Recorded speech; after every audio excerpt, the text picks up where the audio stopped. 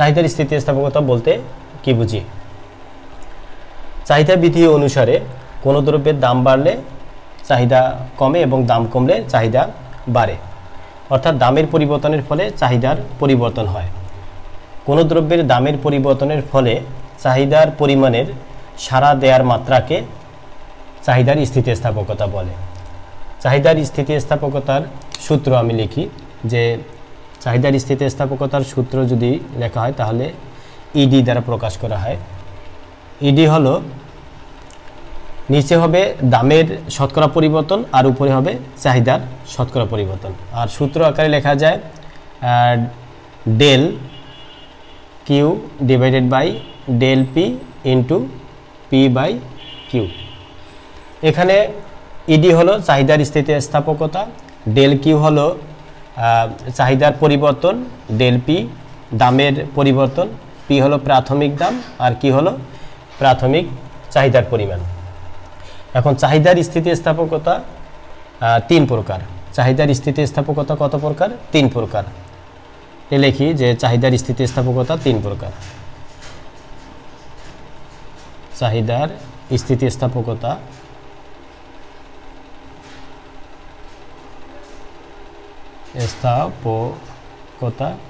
তিন প্রকার। চাহিদার স্থিতিস্থাপকতা তিন প্রকার। এক নম্বর আসি। এক নম্বর হলো চাহিদার দাম স্থিতিস্থাপকতা। দাম স্থিতিস্থাপকতা। দুই নম্বর হলো চাহিদার আয় স্থিতিস্থাপকতা। আর তিন নম্বর হলো আরআরই স্থিতিস্থাপকতা। এখন দাম স্থিতিস্থাপকতা কাকে বলে? যে কোনো দ্রব্যের দামের শতকরা পরিবর্তনের ফলে সেই দ্রব্যের চাহিদার যে শতকরা পরিবর্তন হয় তার অনুপাতকে চাহিদার দাম স্থিতিস্থাপকতা বলে। এটা যদি চাহিদার দাম স্থিতিস্থাপকতা হয় তাহলে নিচে দামের শতকরা পরিবর্তন আর উপরে চাহিদার শতকরা পরিবর্তন লিখতে হবে। আর সূত্র আকারে লেখা যায় EP equal del Q by del P into P by Q. এখানে ইপি হলো চাহিদার দাম স্থিতিস্থাপকতা, ডেল কি হলো ডেল কি হলো চাহিদার পরিবর্তন আর ডেল পি হলো দামের পরিবর্তন, আর পি হলো প্রাথমিক দাম, কি হলো প্রাথমিক চাহিদার পরিমাণ। গেল। দুই নম্বর হলো চাহিদার আয় স্থিতিস্থাপকতা। আয় স্থিতিস্থাপকতা কাকে বলে তার আগে একটু আলোচনা করি। আয় স্থিতিস্থাপকতার ক্ষেত্রে আমরা জানি যে আয়ের পরিবর্তন হলে, ভোক্তার যদি আয়ের পরিবর্তন হয় তাহলে চাহিদার পরিবর্তন হতে পারে, অর্থাৎ কারো আয় বাড়লে চাহিদা সাধারণত বাড়ে আর আয় কমলে চাহিদা কমে। তাহলে আয় স্থিতিস্থাপকতা হলো কোনো ভোক্তার আয়ের শতকরা পরিবর্তনের ফলে চাহিদার যে শতকরা পরিবর্তন হয় তার অনুপাতকে আয় স্থিতিস্থাপকতা বলে। তাহলে আয় স্থিতিস্থাপকতার ক্ষেত্রে ইউআই হবে, নিচে হবে আয়ের শতকরা পরিবর্তন আর উপরে হবে চাহিদার শতকরা পরিবর্তন। আর সূত্র হবে del Q by del P এর জায়গায় হবে ওয়াই, অর্থাৎ আয় ইন্টু ওয়াই বাই কিউ। এক্ষেত্রে ইউআই হলো আয়ের আয় স্থিতিস্থাপকতা, ডেল কিউ হলো চাহিদার পরিবর্তন, ডেল ওয়াই হলো আয়ের পরিবর্তন, আর এখানে ওয়াই হলো প্রাথমিক আয় আর কিউ হলো প্রাথমিক চাহিদার পরিমাণ। 3 নম্বর আরআরই স্থিতিস্থাপকতা। আরআরই স্থিতিস্থাপকতা বলতে কি বুঝো, এটার আগে আমরা একটা জিনিস জেনে নেই যে সম্পর্কিত দ্রব্য কি। সম্পর্কিত দ্রব্য হলো একটা দ্রব্যের সাথে যদি অন্য কোনো দ্রব্যের সম্পর্ক থাকে তাহলে তাকে সম্পর্কিত দ্রব্য বলে। সম্পর্কিত দ্রব্য একটা জেনে নেই যে একটা হলো পরিবর্তক দ্রব্য, পরিবর্তক দ্রব্য, এর অপর নাম বিকল্প দ্রব্য। আর একটা হলো পরিপূরক দ্রব্য, পরিপূরক দ্রব্য।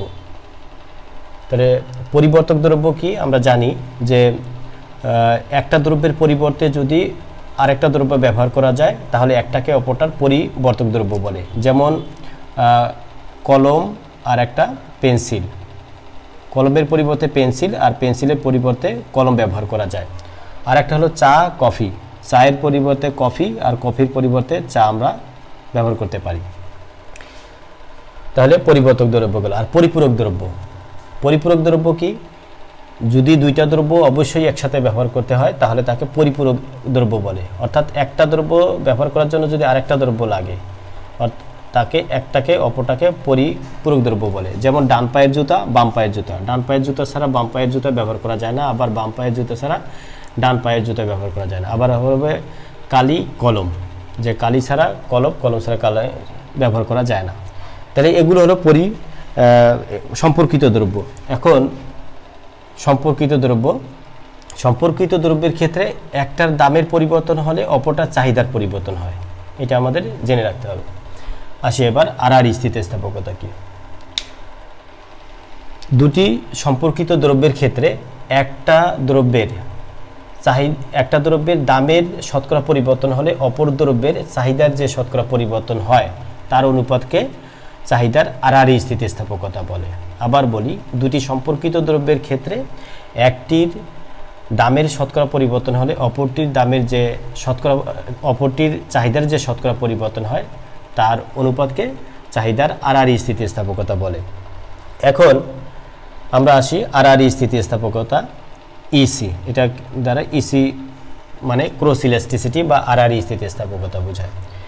এখন এই ক্ষেত্রে নিচে হবে, ধরি দুইটা দ্রব্য, একটা হলো এক্স আর ওয়াই, এক্স আর ওয়াই দ্রব্য সম্পর্কিত দ্রব্য। তাহলে নিচে যদি আমরা এক্স দ্রব্যের দামের শতকরা পরিবর্তন দিই, উপরে দিতে হবে ওয়াই দ্রব্যের চাহিদার শতকরা পরিবর্তন। আর সূত্র হবে EC equal del Q Y by del P X into P X divided by Q Y. এখানে ইসি হলো আর স্থিতিস্থাপকতা আর ডেল পি এক্স হলো এক্স দ্রব্যের দামের পরিবর্তন আর ডেল কিউ ওয়াই হলো ওয়াই দ্রব্যের চাহিদার পরিবর্তন। এখানে পি এক্স হলো প্রাথমিক এক্স দ্রব্যের প্রাথমিক দাম আর কিউ ওয়াই হলো ওয়াই দ্রব্যের প্রাথমিক চাহিদার পরিমাণ। এভাবে আমরা চাহিদার স্থিতিস্থাপকতাগুলোর অর্থাৎ দাম স্থিতিস্থাপকতা, আয় স্থিতিস্থাপকতা এবং আর স্থিতিস্থাপকতার ব্যাখ্যা দিতে পারি। তারপর আসা যাক